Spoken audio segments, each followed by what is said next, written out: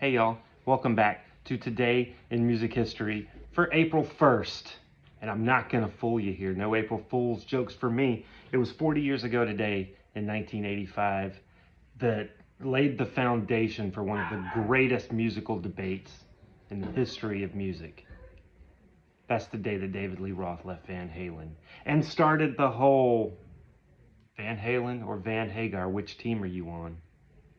40 years ago today, after he released his cover of the Beach Boys' California Girls. It was 59 years ago today, in 1966, that the Troggs released their version of Wild Thing. Of course, the Troggs version is probably the one that you know, but there was something weird about that. Apparently, due to a distribution dispute, two separate labels were able to release that single from the same master.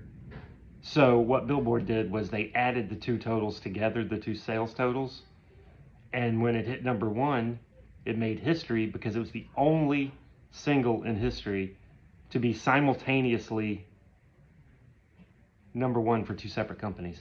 It's crazy. And what a day for that to happen. April Fool's Day. Crazy. And happy birthday to Rudolph Isley, who would have been 86 years old today. Of course, he's one of the co-founders of the legendary Isley Brothers. And, you know, he co-wrote a bunch of songs, including Shout and It's Your Thing and, you know, a bunch of stuff that you know. Isley Brothers, you gotta love them. They had hits in what, every decade from the 50s through what, the 2000s? Did they have one in the 2010s?